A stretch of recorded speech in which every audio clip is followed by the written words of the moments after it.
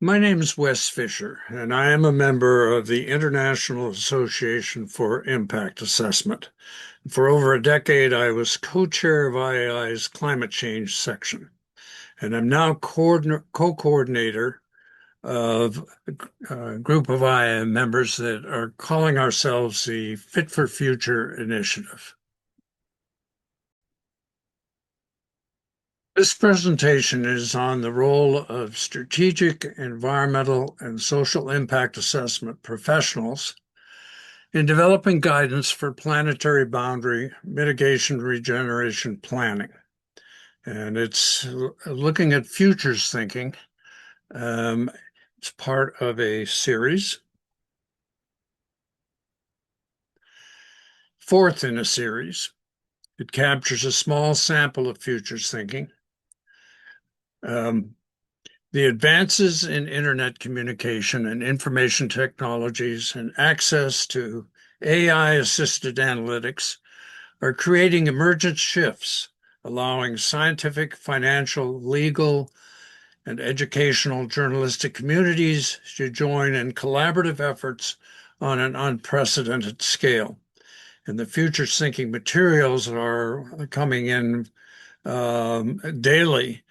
So this particular series will probably be added to um, uh, on a regular basis. Similar transient shifts in information and communication technologies and applications are occurring in the quality and quantity of baseline data collection. Driving these shifts are the innovations and the explosive growth in satellite and drone monitoring, as well as increasingly affordable ground monitoring and communication systems like our cell phones. Quantum leaping advances continue to occur in AI-assisted analyses of complex data sets and baseline conditions and modeling and twinning Earth system scenarios and others, role playing and problem solving exercises. These are real world analyses that drive the risk calculations of actuaries and engineers, and which in turn then shape the decisions of the banking and insurance industries. They depend heavily on what the actuaries are telling them. Their decisions, the banking and insurance industries, in turn, strongly influence national economic incentives and disincentives and international lending and trade. The latest risk findings and potential solutions need to reach and be widely discussed by the general public and youth. Applying the latest advances in storytelling methods and technologies. This needs to be going on now. Doing so is critical to help avoid news cycles of scapegoating by political and social opportunists. As impact assessment practitioners, we need to join with the global scientific community to ensure this happens. So here are the four presentations in the series. I want to mention that you can't, if you're watching the video, you can't enter into the other videos. That what you'll have to have are the slide sets for these, and it's our intention to make those slide sets available for all four of these presentations. The first one is on the Global Commons Alliance partners, and I'll be explaining to you what those are if you don't already know. And the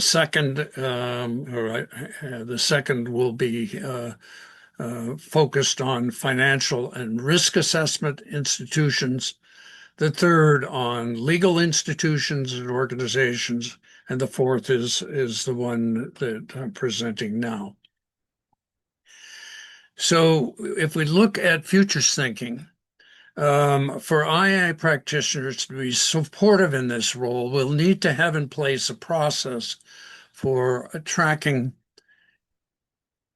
for tracking and commenting on the latest futures thinking findings and recommendations, including key reports and forums and actions addressing planetary boundary impacts. But also will need to be to collaboratively assist in identifying and in reviewing and helping shape potential concepts and proposals. Now, you may have already heard about the Global Commons Alliance. I'm going to read to you from their webpage. Members of the Alliance know that no one institution can solve the challenges we face alone, and working together ensures greater and more urgent action to protect our only home. And each member is enabled to contribute its unique strengths towards a just world on a safe planet. So the question for us is, what is it about IAI, an impact assessment, that is of great value to the Alliance partners? How can we strengthen what they do through our profession? And before I leave this page, I want to point out down in the left-hand corner is our CEO, Gary Baker. If you have the slide set, then you click on Gary Baker CEO Corner, and you get a number of his observations, communications on topics related to the global commons and planetary boundaries. And Gary worked for over 3 years in bringing us closer to the Alliance as a partner. And in Bologna, Global Commons Alliance received our global award. And in December of this year, Gary was able to have us join as a full partner in the Alliance. And I want to talk a bit more about this before moving to give you a sample of some of the Alliance members. Global Commons Alliance, through Johan Rockstrom and the Earth Commissions, led the way in advancing concern for exceeding what is being called safe operating space. And they've done this for 9 planetary boundaries. There are more than 9, but the focus has been on probably most critical, focused on 9, and what researchers in science and nature are now positing is that we have crossed 7 of those boundary conditions. Of course, the rise in the temperature of the oceans and the atmosphere of the planet through greenhouse gas emissions is the one that we are most focused on these days politically. But there is species loss, biodiversity loss. One of the key ones is actually the disruption to the nitrogen phosphorus cycle from runoff from agricultural production into freshwater bodies, freshwater systems, lakes and rivers, and marine systems, coastal marine systems, with major changes to those ecological communities and to tourism, economic productivity, fisheries, and so on. So these are the concerns, and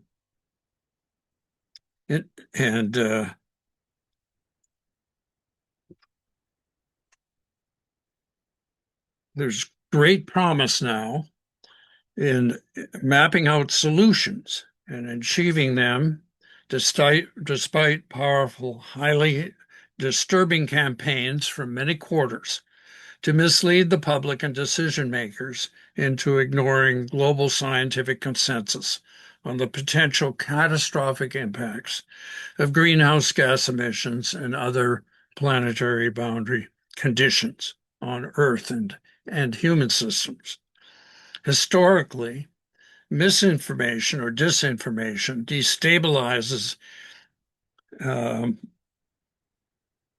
ecological communities and the human societies, and even our own nervous systems, uh, the nervous systems of humans and animals alike.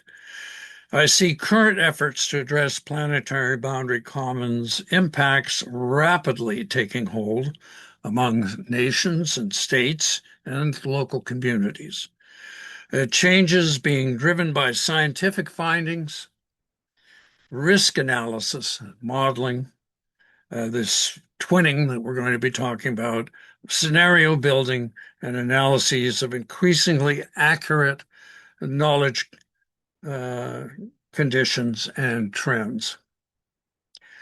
From these analyses, sound recommendations have been made for action based on scientific understanding and rapid adaptation. These are actually evolutionary forces that win out over fight or flight, fear, or finger pointing. There's growing understanding that humanity's impacts on Earth systems have levels of risk that are causing financial actuaries to wave red warning flags for all of us.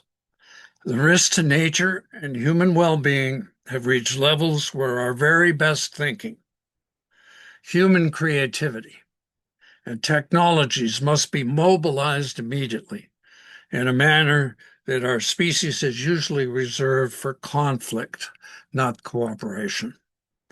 The scientific, law, financial, media, and NGO communities are now rapidly building momentum behind this transformation to support planetary boundary mitigation and regeneration planning.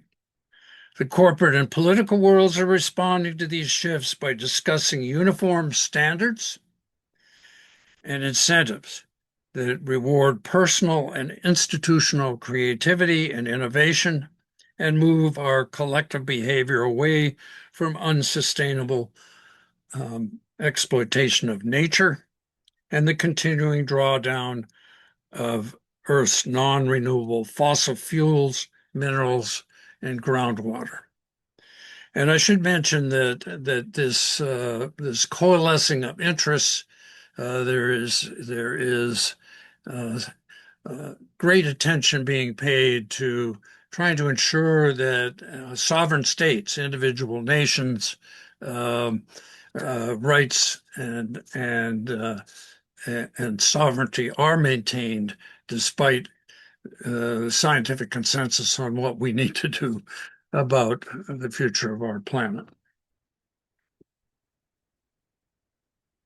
The scientific, law, financial, media, and NGO communities are now rapidly building momentum behind the transformation to support planetary boundary mitigation and regeneration planning.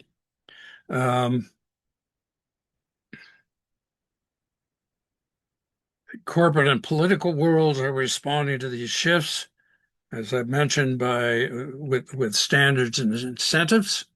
And as you know, standards are something that both provide for our safety and health, and for economic efficiencies.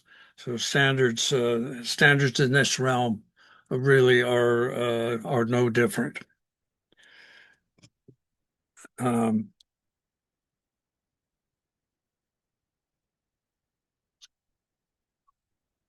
These changes are also being driven by the urgent need to establish economic policies that focus on improving human well-being, increasing societal cooperation and interdependencies, and which address our dangerous levels of human inequity.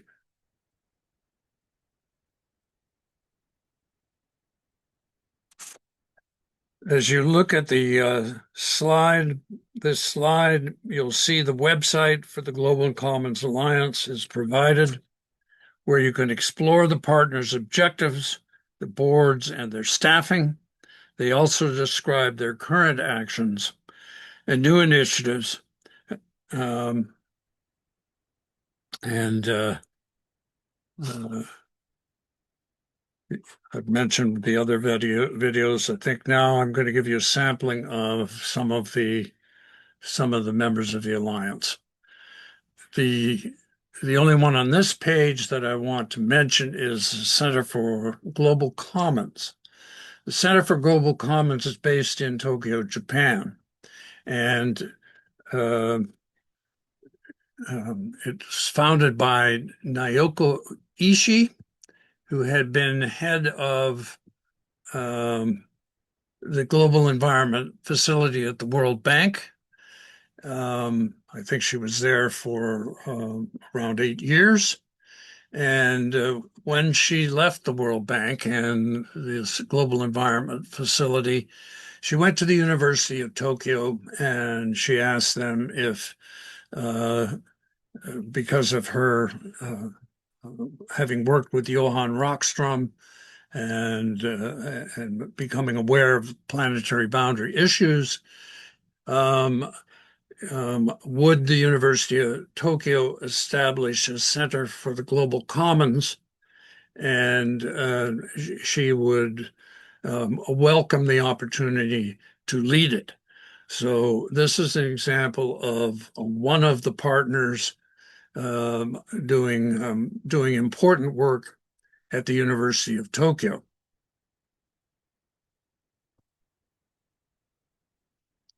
Now here you see II as a full partner, and to the top is the Earth Commission, which is very much involved in coordinating the overall alliance together with Future Earth, which you see on the left. And I am particularly interested in the group on the right, the partner on the right, Mobilizing an Earth Governance Alliance, MEGA, because they are tracking proposals, concepts, and proposals that we could play a role in helping strengthen through the use of impact assessment process. So here is their website, and you see it says visit MEGA site proposals here. Well, unless you've got the slide set, you can't get it, all of them, but I'm going to give you a sampling. So their role is strengthening global governance to protect the environment. It's a coalition of civil society organizations working in cooperation with like-minded governments and other stakeholders to strengthen environmental governance. And here's a sampling. Enhancing concept and proposals. Some of these are just in the nascent stage, just starting up. But some of them are gaining momentum. Enhance international Earth system monitoring, scientific capacity, establish an international panel on planetary boundaries, declare a planetary emergency, and convene a planetary emergency platform. I'm going to talk a bit more about this occurring at the national level, at the sovereign state level. And then establish global clean investment risk mitigation mechanism, appoint a UN special envoy for future generations and for entities that actually don't have a vote, that those who are marginalized and future generations who do not yet have a vote. How do you give them a form of ombudsman, a form of legal representation? And then the repurposing of the UN Trusteeship Council to provide governance for the global commons. So these kinds of things, I think I could have a role in looking at concepts and proposals from an impact assessment perspective. Now, this is one of the other groups that I didn't put up on the screen as examples. It's the Systems Change Lab, and it monitors, learns from, and mobilizes action towards the transformational shifts needed to protect both people and the planet. So This is a tracking group and the kind of organization that we should be collaborating with. Now, I wanted to mention this as in futures thinking. This is the global environment outlook, the future we choose, why investing in Earth now can lead to $1 trillion benefit for all. This is about a 3-year, 9-month effort. And if you look at the file description, it's the product of 287 multidisciplinary scientists from 82 countries, the most comprehensive scientific assessment of the global environment ever carried out. And these assessments get better every year or every 3 years. They're not done every year. The report calls on all actors to acknowledge the urgency of the global environmental crises, build on progress made in recent decades, and collaborate in the co-design and implementation of integrated policy strategies and actions to deliver a better future for all. So getting into concrete solutions. This is a YouTube video on the G7. So there have been 7 of these so far, coming out about every 3 years. Now, I wanted to talk about entities that are doing important futures research on planetary boundary conditions. One of these is the Frontiers Research Foundation. And it's a not-for-profit organization based in Lausanne, Switzerland, established in 2006 by a couple, Henry and Camilla Makram, with the mission of accelerating scientific solutions for living healthy lives on a healthy planet. And it has a journal, a well-respected journal called Frontiers, where you can track sort of the latest development related to looking at the global commons impacts, addressing them, and planetary boundary Earth and human systems impacts, and addressing those.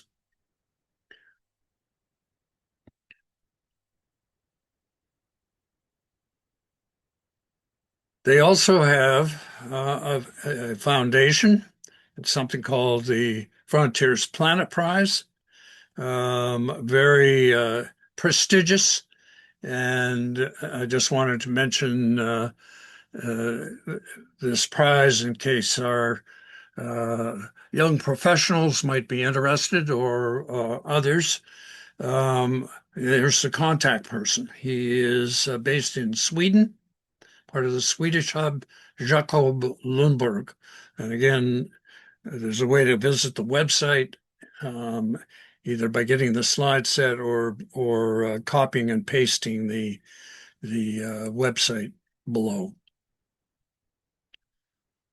Now, I wanted to get into what's happening with mitigation, what's happening with monitoring systems. And this particular one is an initiative of the European Space Agency, digital twins, something called Destiny. And it is an effort to create a digital Earth that you can then run scenarios on. You can use it for analysis of planetary change and do all kinds of modeling and so here again is entry into their site, so you can take a look at what they are doing.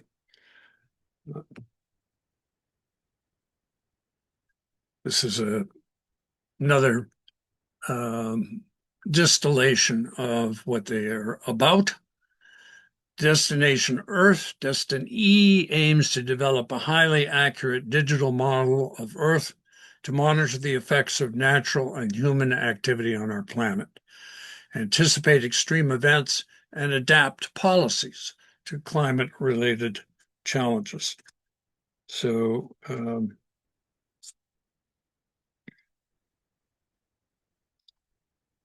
me see if there's something more I want to mention before we move on from this one.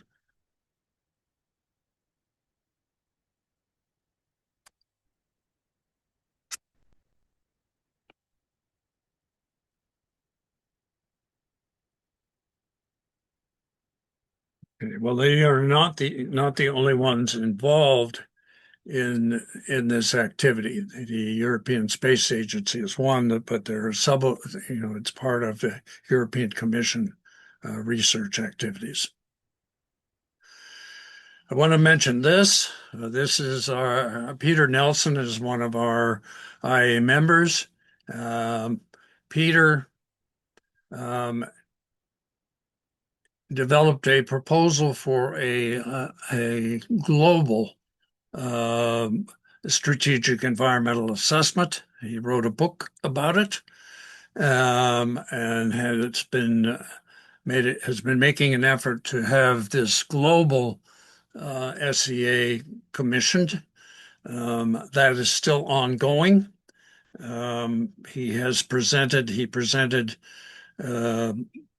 excerpts from his global SEA book in Vancouver, and has continued to push this forward in Cape Town, South Africa, with IAI South Africa's special symposium on climate change, and then again in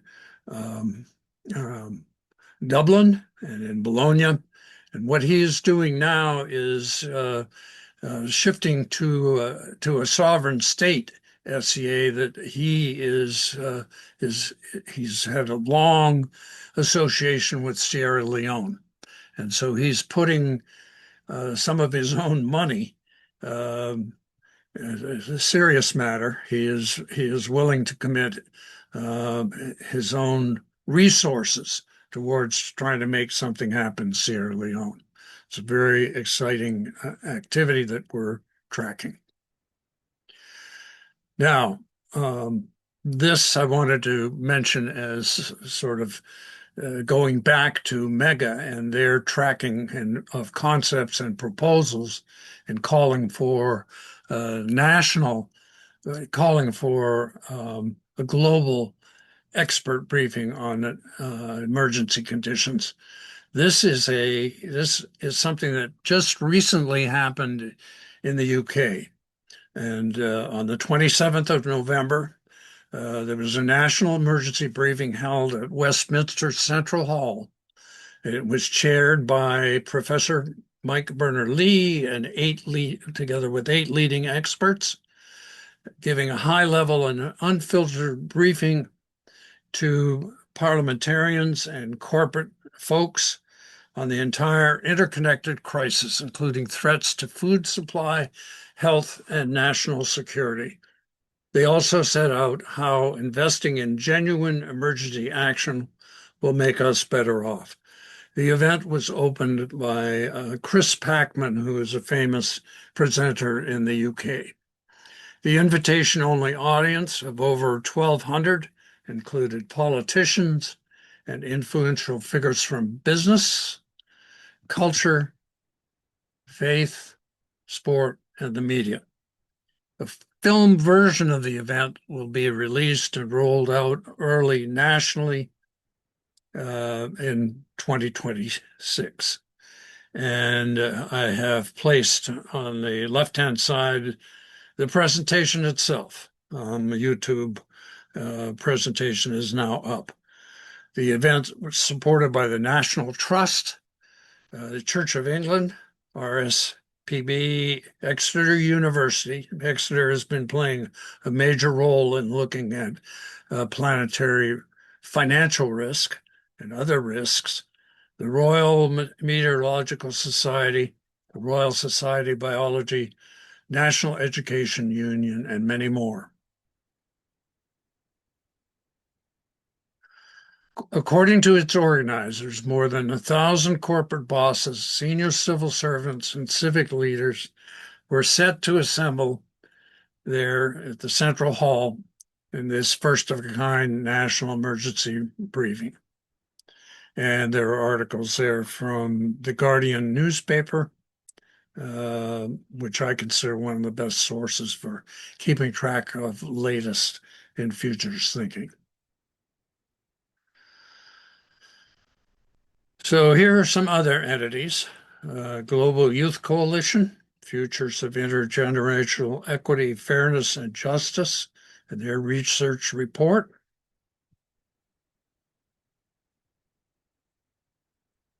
Their latest initiative, an immersive program designed to train the global youth in the art of filmmaking and social media, developed in collaboration with experts from renowned organizations like the National Geographic, Nat Geo, Netflix, and Walt Disney.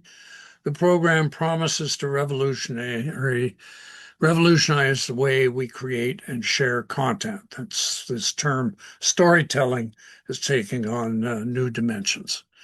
But this isn't just another content creation workshop. It's a movement to inspire hope, to drive action and create real change in the world. By connecting nature-based solutions with storytelling and activism, the Global Youth Coalition is not only addressing the urgent issues of climate change, but also inspiring a new generation of creators to join the fight. Through 7 free online sessions, participants will learn from industry experts who have worked with some of the biggest names in media. From mastering the art of storytelling to leveraging the power of social media for positive change, this program covers it all. Okay, another one, Frontiers. This is related to the Frontiers Foundation, Earth Sciences. We all share a common planet. We depend on the Earth both as a place to live and as a resource for almost all aspects of our lives. As we're facing some of the biggest challenges in human history, we strongly depend on forming a better understanding of the Earth and finding ways to use its resources more efficiently and responsible. Science can help us with these challenges, and the focus here is on youth. And I think that's really critical. I have said before that someone who is 10 years old now is 20 years old in 10 years, 30 years old in 20 years shortly thereafter, and they are now becoming the decision makers of our nations and our communities. So this is more of a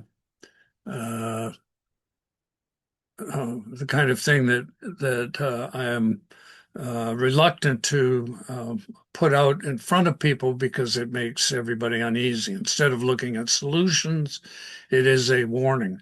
But it's important to pay attention to the warning, particularly when it's coming from actuaries. Action urgently needed to save the conditions under which markets and civilizations itself can operate, says Senior Alliance figure, a major figure in the insurance industry.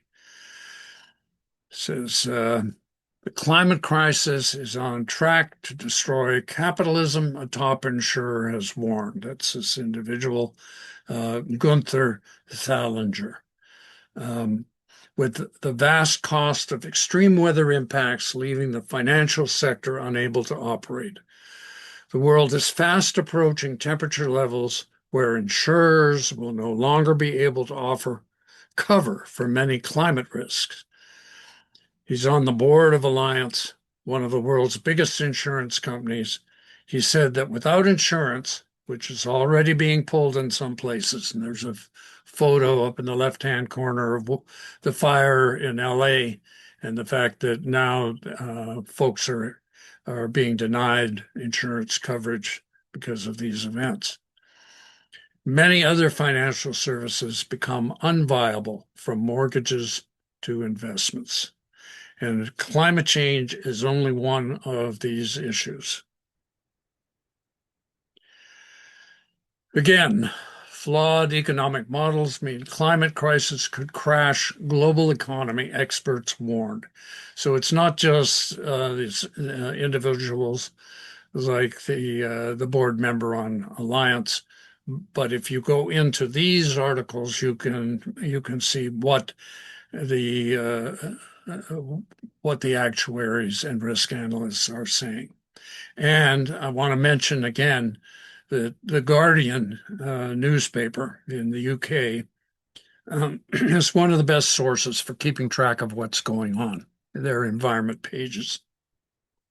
Of course, you can get this from Science and Nature articles. You can get them from the Futures Journal, Earth Governance Journal, others.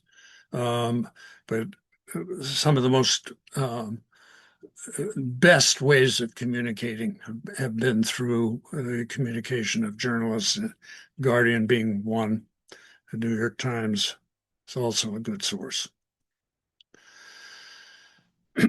Now, this is a group that Gary Baker sits on. He sits on the board of the Global Center for Risk and Innovation, in addition to his duties as CEO of IAI. And I just wanted to read you a little bit from their website. As a designated host of the Global Risk Forum, a North American steward of the Global Commons Risk Alliance, and co-developer of simulation government frameworks,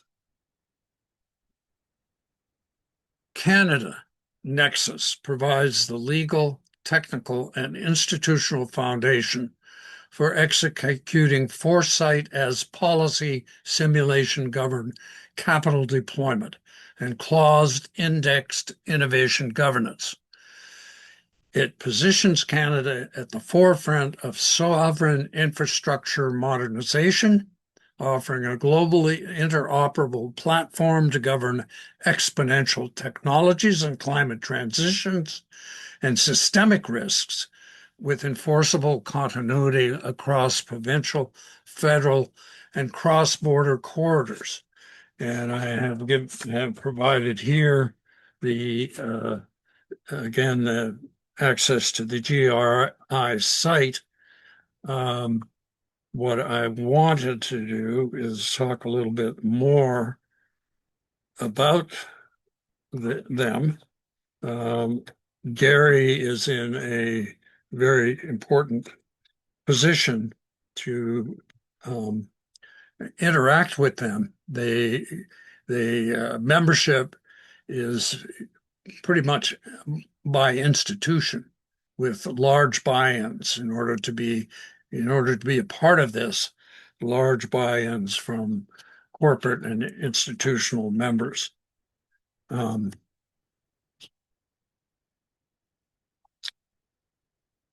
got a bit more on this that I wanted to convey. Let's see if that.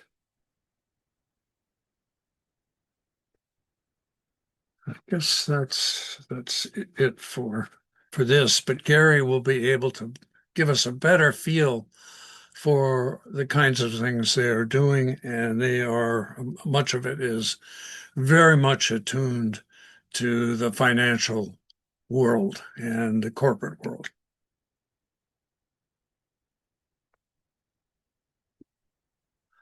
Now, this, I have mentioned this in one of the previous presentations, and this is the ecological footprint in which you can discover your personal overshoot day. And what it represents is a calculation of your personal use, and then you multiply by the number of people on the planet. And what it tells you is if everybody were to live like you, how many planets would we need to live the way you do? In my case, I think it's like probably close to 4 planets for everybody on Earth to live the way I do, and I'm consider myself a relatively modest user. I have one electric vehicle, and I have another one that is a hybrid EV. I've got a good a small house, um, and I don't drive a lot or fly a huge amount, but that is where I sit with my footprint. So this is a really great tool, useful even at the elementary school level for kids, say in probably middle school, high school, and up, but very impressive for adults and very simple to do. Complete it in about 15, 20 minutes. And really gives you it really gives you a sense of our own place in addressing planetary boundary impacts. And here is sort of a YouTube presentation I want to bring to your attention that is at the end of your calculation. Gives you your footprint, your results. You can retake the quiz and get get a more refined take. And at the end of it, down in the left-hand corner, there's something called What About Population? So it tackles this question of access to family planning services. The reason for doing that is if we look at how to make the earth so it can sustain folks in a very comfortable way, or a relatively comfortable way, for all of us to enjoy a healthy existence and a safe existence. Um, what what we need to be thinking about in terms of the carrying capacity of our species. Um, and there's a lot of controversy behind this. As the presenter here, when she talks about this, she talks about it in terms of this is largely a taboo subject. Um, but ask yourself if you were, let's say you were a multi-billionaire, how many Earths would it take to have everybody live at your level?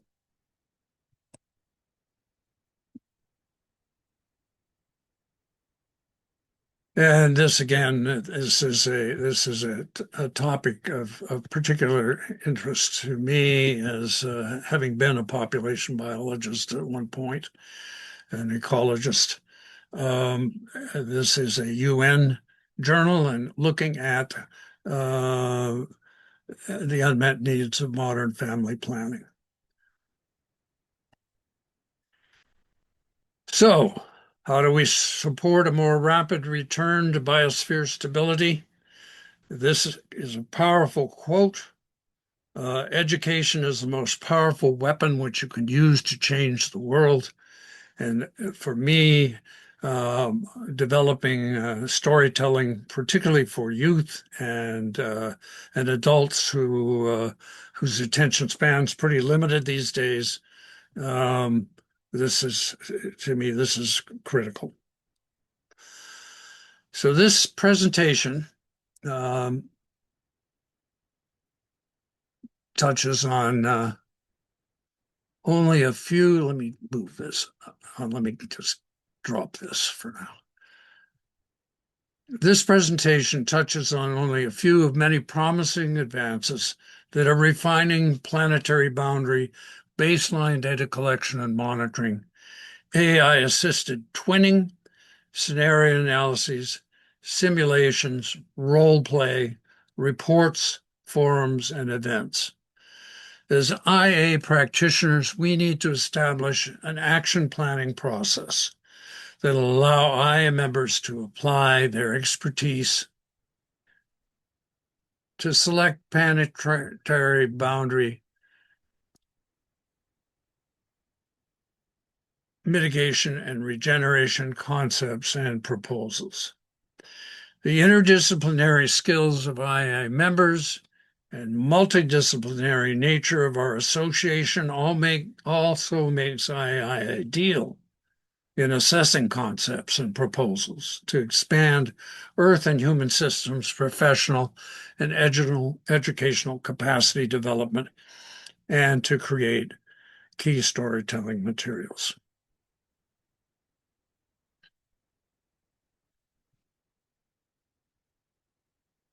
As a speculative exercise, in closing, as a speculative exercise, our II CEO, Gary Baker, has been quizzing Google's Gemini 3 on the role of II practitioners and II, the role they might play with other global environmental governance partners in addressing planetary boundary impacts.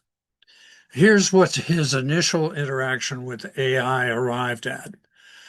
Objective: to integrate Google's DeepMind's predictive AI, Neural GCM, and Gemini Scientific, with II's global environmental governance platform to transition from reactive impact assessment to proactive real-time planetary management. So this is Gemini speaking with Gary's going back and forth. The proposition: the IAI platform provides the social and institutional nervous system, a common base level of country safeguards, data sharing protocols, and monitoring loops. DeepMind provides the computational brain. Together, we build a dynamic impact twin for every major policy and infrastructure project globally. This system will not just assess risk, but simulate consequences across 50-year horizons. And that's really what's needed, ensuring that local country ownership is backed by world-class predictive accuracy.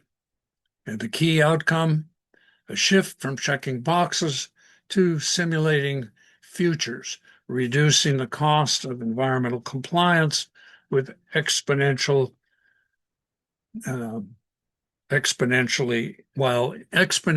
increasing the quality of nature positive outcomes.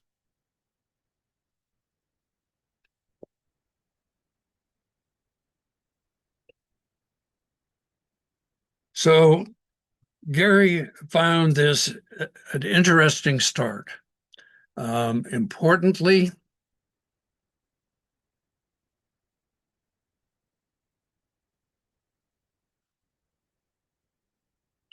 he believes it encourages and forces us as IA practitioners to reflect on our superpower. What is it that an IA professional brings to the problem set that's unique to propel the transition from reactive impact assessment to proactive real-time planetary management? So that's a quote from Gary that he says could have probably or already has been written by Peter Kroll. Gary likes this concept of II practitioners providing a social and institutional nervous system to connect with a computational brain to develop hundreds of simulations of consequences. So how far-fetched is this? Well, things are changing very quickly. He also sees the advances in baselining and monitoring technologies that I mentioned earlier in the presentation as major support for the breadth of the Rockstrom planetary boundary type analyses. So this is my contact and my email address. We're going to be trying to get all the slide sets to you and make all of these presentations, the 4 presentations, get them up on YouTube. Again, I want to thank you very much for listening. It was a very long presentation, and I hope there's material in it that you will find useful. Thanks again. And thank you very much, everybody, for listening.